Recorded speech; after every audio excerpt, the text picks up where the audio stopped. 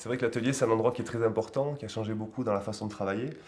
D'avoir un endroit tout à fait spécifique pour le boulot de dessin. C'est-à-dire qu'ici, j'amène pas d'autres travaux, de graphisme, de choses comme ça. C'est vraiment un endroit pour le dessin, la sculpture, etc.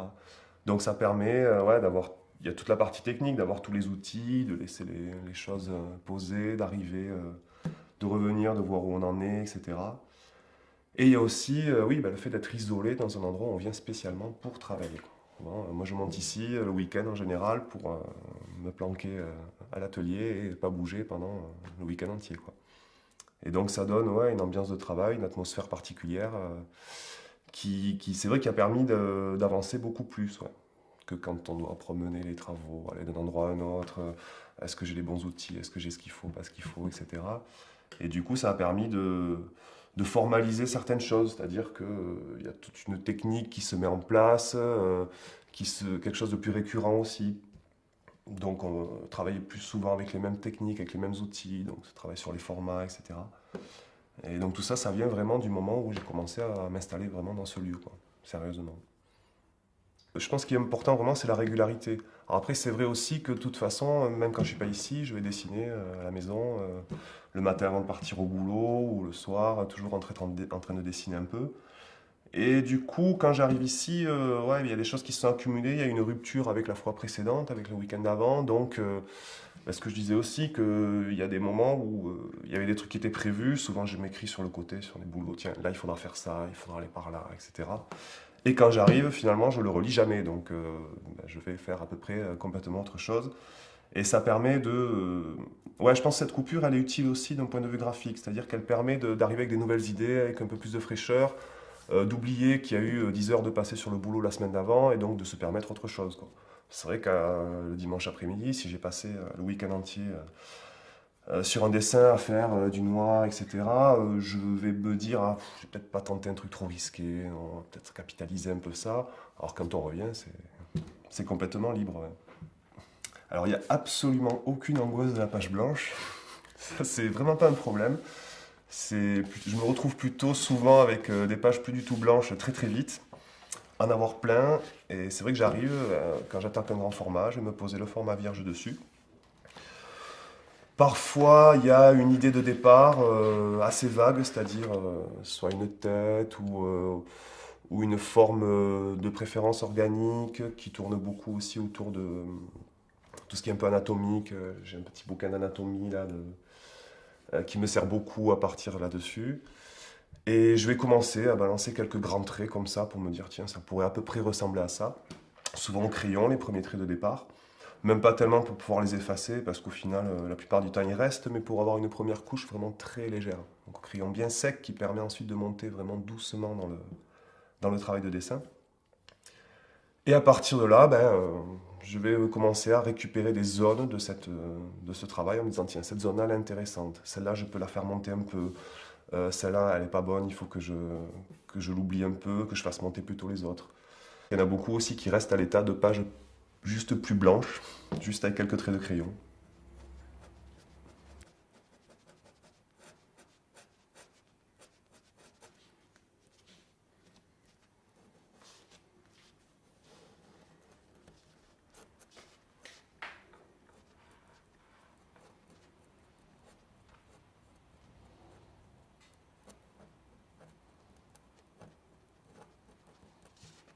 Pour moi, très vite, c'est l'aspect graphique, enfin l'aspect plastique qui va prendre le pas.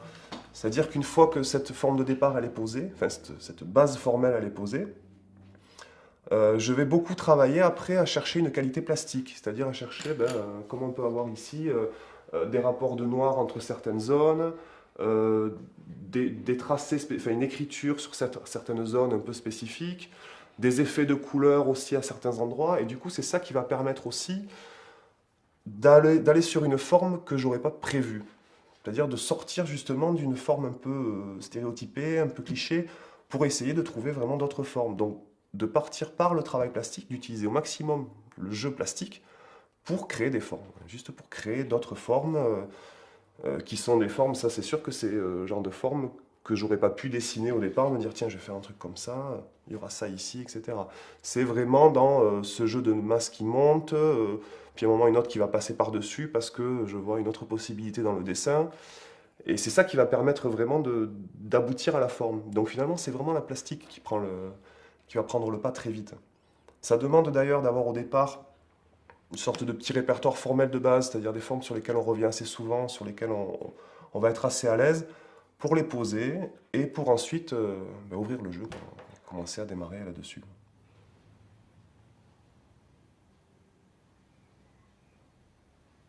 Il y a toujours beaucoup de blanc et presque j'aimerais bien qu'il y en ait encore plus en fait. C'est-à-dire garder, j'ai toujours cette impression que moins on en fait, mieux c'est quoi. Que si on arrivait à garder vraiment le maximum de blanc, que la figure serait toujours plus forte.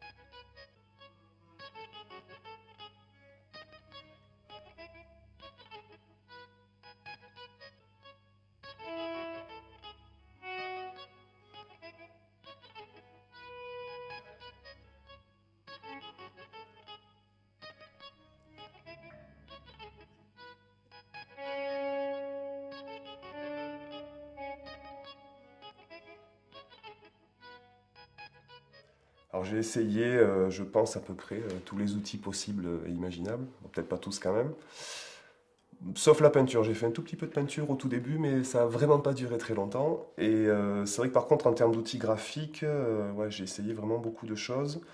Tout le travail au lavis, le stylo, bon ça a toujours tourné autour du tracé quand même. Très vite ça s'est bloqué autour du tracé.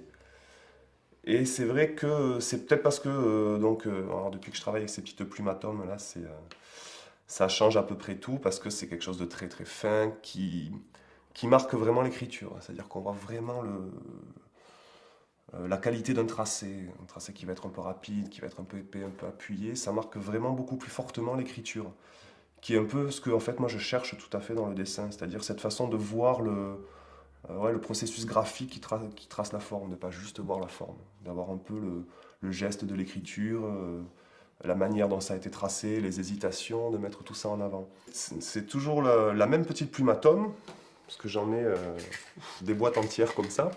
Sauf qu'après, ce que je fais, c'est quand elles sont un peu usées, en fait, mais le plus fin en général, c'est-à-dire c'est la plus neuve. Puis celle-là, elle est un peu plus usée, donc le trait est un peu plus épais, et l'autre, elle est bien usée, bien vieille, donc là, je rentrais un peu gros. Alors là, quand il faut sortir aussi l'artillerie lourde, il y a la sergent-major qui a un trait vraiment bien épais qui permet de finir les zones de noir. Le travail de noir prend le rôle de modelé, crée vraiment le modelé, donc c'est lui qui va permettre de donner corps à un moment à une figure. Beaucoup d'effets qui peuvent être faits en peinture, des choses comme ça, mais qui vont, par l'accumulation de la chure, qui vont revenir dans le travail graphique.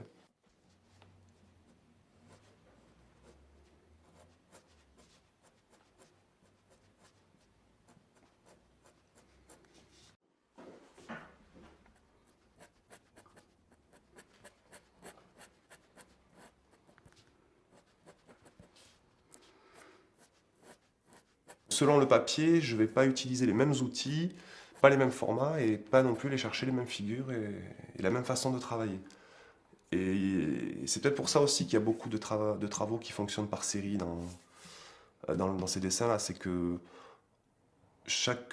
ouais, chaque série est composée vraiment par un support et un ensemble d'outils, quoi. C'est vraiment les supports qui créent le système de série. C'est-à-dire que sur ces dessins de grand format, dès que j'ai trouvé ce papier-là, j'en ai acheté toute une série et donc j'avais ça avec ces outils-là. Et ça a vraiment démarré la série par le papier. Sur les grands dessins comme ça, je pense que c'est peut-être lié aussi à la présence physique, c'est-à-dire au geste que ça permet, à la gestuelle donc, que ça va permettre sur le dessin. Par rapport à d'autres petits formats, on va être dans un geste très différent. Effectivement, il y a certaines formes qui s'articulent sur un format, et notamment par leur côté, leur caractère plus ou moins figuratif. C'est-à-dire que sur les grands dessins, c'est vrai que j'aime bien avoir quelque chose quand même d'un peu ambigu, de pas forcément lisible facilement, de largement interprétable. Alors que sur les petits formats, je cherche plus souvent un effet de sens plus cadré, plus maîtrisé en fait. Donc une figure plus finie. Certains vont donc jusqu'à intégrer un côté narratif qui est presque le le point ultime de la figuration, où en plus on montre et en plus on raconte quelque chose avec.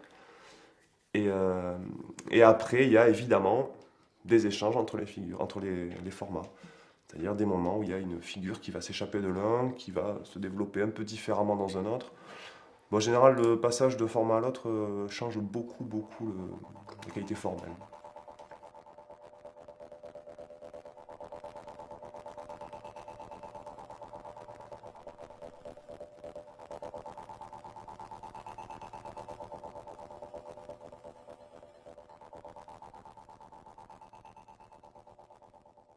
Le but du jeu, c'est qu'à un moment ou un autre, elle m'échappe un peu, quoi. C'est-à-dire que j'ai envie de voir à la fin une forme qui me surprenne moi-même un peu. Et donc, le fait de rentrer dans ce jeu plastique et de, à un moment, avoir le nez collé sur le dessin, on fait monter des choses, etc. Finalement, on la maîtrise plus tellement, la forme. On va se concentrer sur des qualités graphiques, des qualités plastiques, des effets de densité. Et donc, il y a une forme, moi, qui va arriver d'elle-même. C'est-à-dire qu'à un moment, je vais regarder le dessin d'un peu loin et me dire, ah tiens, là, il y a quelque chose que j'avais pas vu dans l'articulation entre deux zones, dans un noir qui monte. Là, il y a quelque chose que j'avais pas vu et qui m'intéresse, qui visuellement m'intéresse. Donc, on n'est pas dans une lecture sur l'imaginaire, sur des choses comme ça. Au contraire, enfin, sur l'imaginaire, ouais, ça pourrait se discuter, mais au contraire, sur faire apparaître quelque chose, sur créer une forme, enfin, créer une forme trouver une forme un peu nouvelle, un peu surprenante. Finalement, j'ai l'impression qu'en dessin, un des éléments les plus importants, ça va être ouais, de créer de la forme, de créer des nouvelles formes. Et on n'est pas tellement dans l'idée de représenter, oui, mais bon, représenter, ça reste un peu chargé et, comment dire ça, de, de rajouter du réel, c'est-à-dire on est dans la réalité. Le dessin, c'est quelque chose de réel, c'est une proposition graphique. Alors ça rejoint tout un discours sur la représentation qui est un peu compliqué, mais on n'est pas dans l'idée de représenter quelque chose, c'est-à-dire d'en faire un miroir, d'en faire une image, mais de proposer, quoi, de présenter. On est vraiment dans la présentation et puis dans la représentation. C'est dire, bon ben voilà, je propose cette forme-là. À partir du moment où moi je l'ai dessinée, ben, il n'y a pas de raison qu'elle existe plus ou moins qu'une autre forme. Donc il y a vraiment cette démarche de dessin qui montre quelque chose et à partir de là qui va ouvrir ben, des espaces d'interprétation, des espaces de pensée, des façons de voir une forme et dans l'accumulation, ouais, toute une démarche qui, je ne sais pas si c'est un point de vue ou si c'est quelque chose comme ça, mais en fait c'est une proposition. Ouais. On est vraiment dans cette idée de proposition et rien de plus que ça en fait. Alors dans les influences, il y a quelqu'un qui a vraiment beaucoup compté au tout début du travail de dessin, c'est Giacometti. Euh, Dans un premier temps, ouais, surtout sur tout son travail de représentation, enfin sur tout le travail qu'il a fait sur la perception, sur la représentation, sur la fameuse possibilité de représenter quelque chose de manière absolue, exacte. Alors après, il y en a d'autres, quand ça s'est un peu développé, et quelqu'un ouais, qui a aussi pas mal compté là-dedans, c'est Jérôme Bosch, le génie d'invention de formes, de figures, de tous ces personnages-là. Cette capacité d'invention de figures, quand on regarde les tableaux, quand on va chercher dans le détail, il y a des choses partout, il y a des formes hyper originales, bon, même si historiquement, ouais, elles viennent pas de nulle part, mais elles sont récupérées, elles sont retravaillées, elles sont réinterprétées dans son travail. Et du coup, alors après, avec des compositions, là, une que j'adore, c'est La Nef des Fous, avec tout l'effet de composition, tout ce travail autour de... Alors, il y a son petit discours derrière, mais il y a vraiment ouais, un effet de composition dans le tableau qui est absolument incroyable. Et donc après, alors il y a d'autres genres. Alors, on passe dans les plus contemporains et on passe aussi peut-être dans quelque chose qui influence plus le travail tel qu'il est maintenant. Donc lui, c'est Philippe Favier.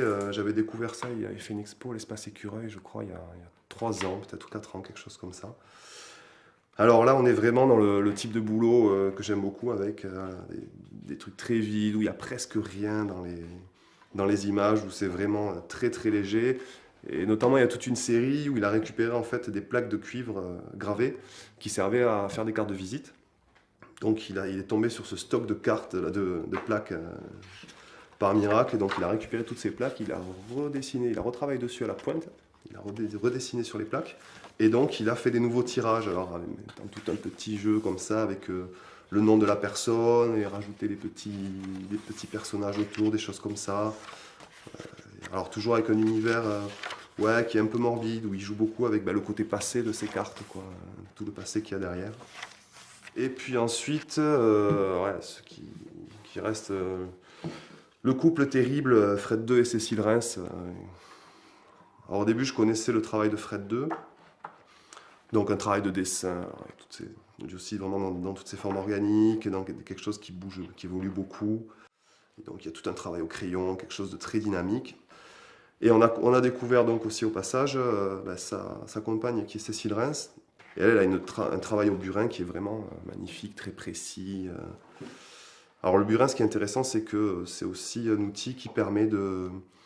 C'est peut-être l'outil de la gravure qui permet l'attaque la plus fine. Il permet vraiment une finesse d'attaque dans la plaque. Je pense qu'on ne peut pas faire beaucoup, beaucoup mieux.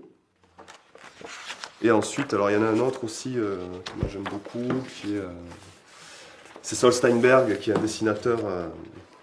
Alors, il y a des dessins des fois où il a pris du papier millimétré, il a collé en plein milieu d'un dessin un morceau de papier millimétré qui fait un immeuble en fait. Et hop, il dessine des petits personnages, des immeubles autour. Un travail aussi sur les registres graphiques, alors, avec des ruptures totales, avec un personnage qui va être fait au lavis, à côté quelque chose au crayon, et puis un petit travail à la plume ou à l'encre au crayon qui va faire des modelés à côté. Enfin, le moindre truc qui lui tombe sous la main, il va arriver à en faire quelque chose. Et avec aussi quand même une simplicité, enfin une simplicité en tout cas apparente, dans le travail graphique qui est vraiment impressionnante. C'est-à-dire des fois sur un ou deux traits, on a une figure qui apparaît avec une efficacité de figuration qui est vraiment géniale.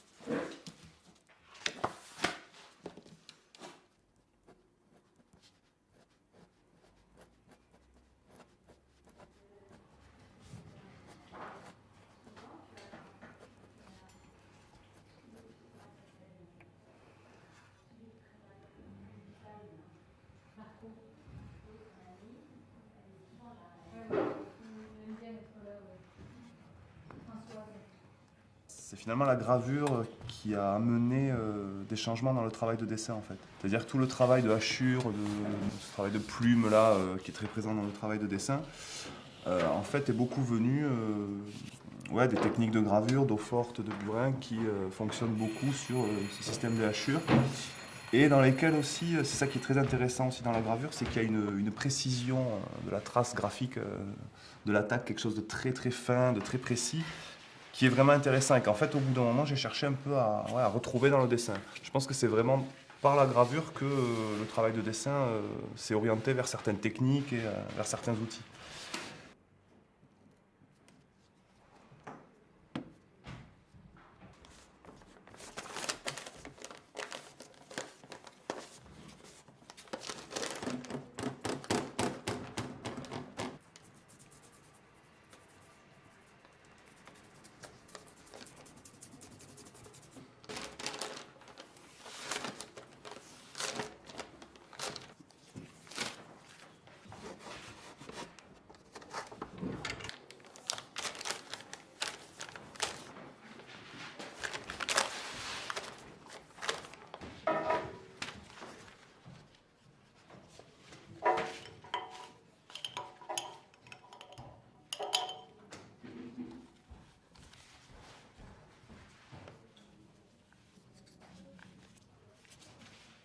La gravure, c'est quand même un procédé, enfin une technique qui demande beaucoup de boulot, c'est assez long et délicat.